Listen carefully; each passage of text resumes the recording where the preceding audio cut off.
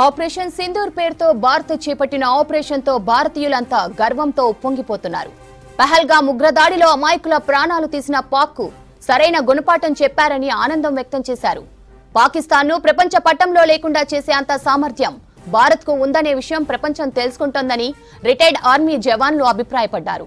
Army పిలుపునిస్తే ఉన్నఫలంగా యుద్ధ రంగంలోకి వెళ్లేందుకు సిద్ధమంటున్న కరీంనగర్కు చెందిన రిటైర్డ్ ఆర్మీ జవాన్స్ నుంచి మరిన్ని డీటెయిల్స్ వెంకటేష్ అందిస్తారు. భారత్ తన జోలికొస్తే మాత్రం వదిలిపెట్టనని మరోసారి నిరూపించింది. ఆపరేషన్ సింధూర్ పేరుతో పాకిస్తాన్కు సంబంధించిన ఉగ్ర స్థావరాలపై విరుచుకుపడింది. గత రాత్రి 1:44 ఒక్కసారిగా భారత సైన్యం, భారత ఎయిర్ ఫోర్స్ దళాలు కూడా ఒక్కసారిగా ఉగ్రవాద స్థావరాలను ధ్వంసం చేశాయి. అయితే ఇప్పటికే భారతీయులంతా కూడా ఈ ఘటనపై చాలా ఉప్పొంగిపోతున్నారు. ఆర్మీ సాధించిన విజయాన్ని తలుచుకొని ఒక్కొక్కరు కూడా పులకించిపోతున్నారు. దీనికి సంబంధించి భారత పౌరులు, సాధారణ పౌరుల పరిస్థితి ఇలా ఉంటే నిజంగా ఆర్మీలో పనిచేసిన వాళ్ళు, తర్వాత గతంలో పనిచేసి ఇట్లాంటి అవకాశం వస్తే బాగుండు అనుకునే ఆర్మీ అధికారులు కావచ్చు, కొంతమంది ఆర్మీ సంబంధించిన వాళ్ళు మనతో పాటు ఉన్నారు. వాళ్ళని మాట్లాడిద్దాం. ముఖ్యంగా బిస్మిల్లా ఖాన్ గారు ఉన్నారు మనతో పాటు. బిస్మిల్లా ఖాన్ గారు, ముఖ్యంగా ఆపరేషన్ సింధూర్ విజయవంతమైంది. దీన్ని మీరు ఎట్లా ఫీల్ అవుతున్నారు? సార్, ఇవాళ పహల్గామ్లో ఎప్పటి నుంచి దాడి జరిగిందో అప్పటి నుంచి మన భారతదేశం ప్రతి ఒక్క రక్తం అనేది బాగా ఉడుకుతుంది సార్.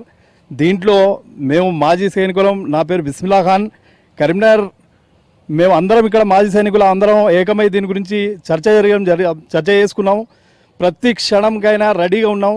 మేము దేశం గురించి దేనికంటే దానికి పాకిస్తాన్ని మొత్తం చుక్కలు చూపించి ఆ ఉగ్రవాద స్థావరాలన్నీ, పాకిస్తాన్లో ఉన్న పెంచి పోషిస్తున్న ఉగ్రవాదాన్ని అన్ని అణిచివేయడానికి మన ఇండియన్ ఆర్మీ ప్రపంచంలో మనది చాలా గొప్ప స్థానంలో ఉన్న ఆర్మీని ఇవాళ మనల్ని మాటిమాటికి వాళ్ళు గెలుకుతున్నారు.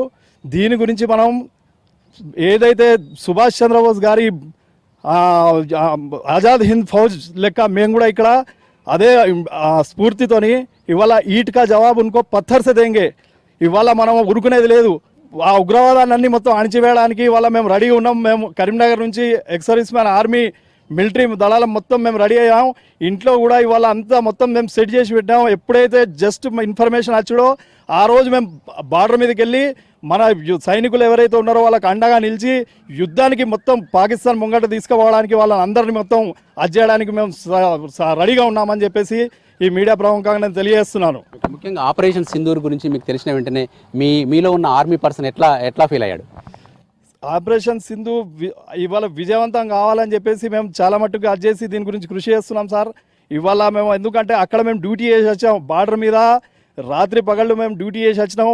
అమర్నాథ్ యాత్ర కాన్వాయ్లు ఎన్నోసార్లు మేము సేఫ్గా తీసుకొచ్చాం.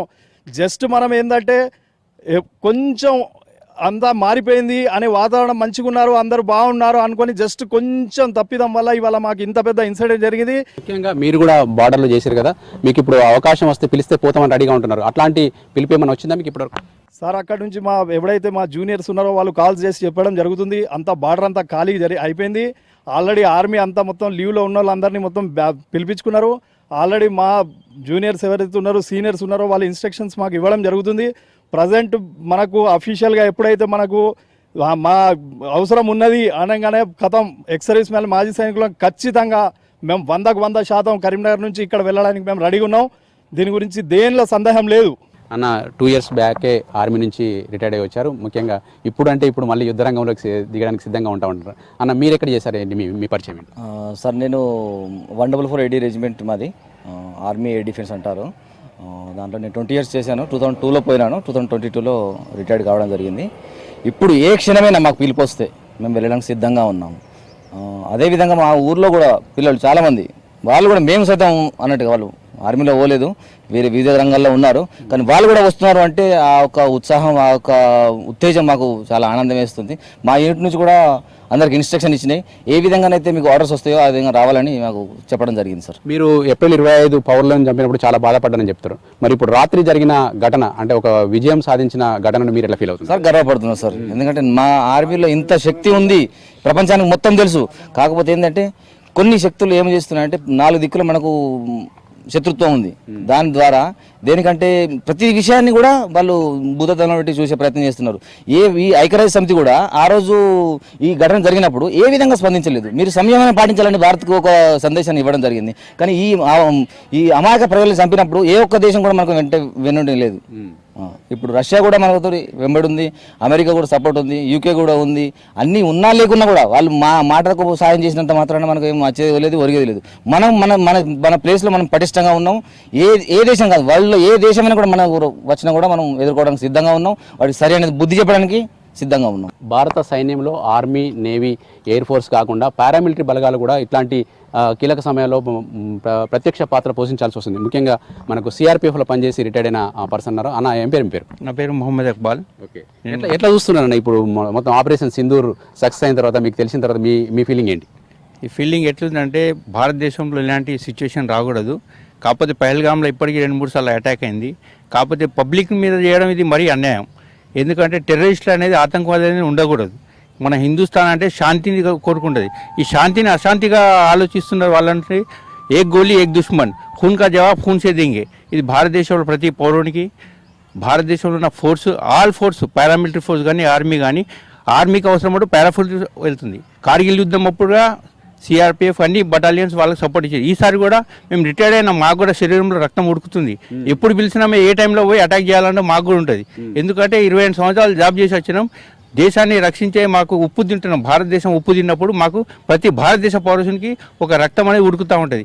అటాక్ చేసి 9 స్థావరాలను ధ్వంసం చేసి దాదాపు 100 మందిని హతం చేసిరు. అంటే మన పౌరులను చంపినందుకు మనం ప్రతీకారం తెచ్చుకున్నాం. మీకు ఎట్లా అనిపిస్తుంది? చాలా సంతోషం అనిపిస్తుంది. తీర్చుకోవాలి కూడా, మన సమాధానం చెప్పాలి, వాళ్ళకు సమాధానం చెప్పాలి. ఇంకా చాలా మంది యూత్ కూడా ఉన్నారు.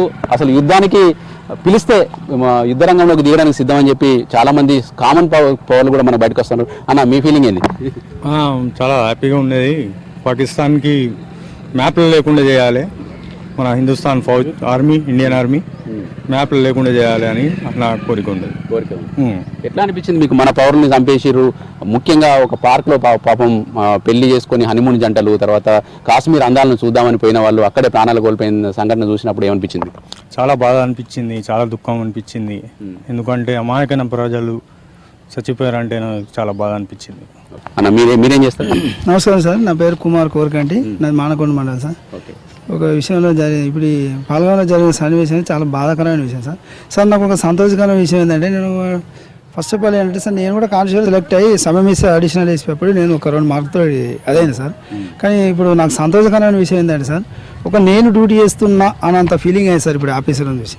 నిజంగా చెప్తాను సార్, వీళ్ళని చూసి సార్లు డిపార్ట్మెంట్లో ఉండి రిటైర్డ్ అయ్యి కూడా అంత రక్తం ఉడుకుతుందని అంత బాధపడుతున్నారు. కానీ నాకైతే నిజం సార్, నాకు ఒక అవకాశం ఇస్తే సార్లతో నేను రెడీ సార్. సార్ల కంటే ముందు అడుగుంటా, నేను చదవడానికైనా సిద్ధం సార్. ఎందుకంటే ఒక అమాయకుల ఇట్లా చేసుడు, పాకిస్తాన్ను స్మాష్ చేసుడమే నా అభిప్రాయం. ఇది పాకిస్తాన్ మీద భారత్ తీసుకున్న చర్యను అందరూ సమర్థిస్తున్నారు. ముఖ్యంగా ఆర్మీలో పనిచేసి బయటకు వచ్చిన వాళ్ళైతే తమ రక్తం ఉడుకుతుంది, ఏ క్షణాన్ని మమ్మల్ని పిలిచినా కూడా మేము యుద్ధ రంగంలోకి దూకేందుకు సిద్ధంగా ఉన్నామని చెప్తున్నారు. ఆర్మీలో పనిచేసి బయటకు వచ్చిన వాళ్ళ మాటలు విని కామన్ పీపుల్ కూడా ఇన్స్పైర్ అవుతున్నారు. మేము కూడా వీళ్ళతో పాటు పోవడానికి సిద్ధంగా ఉన్నాం.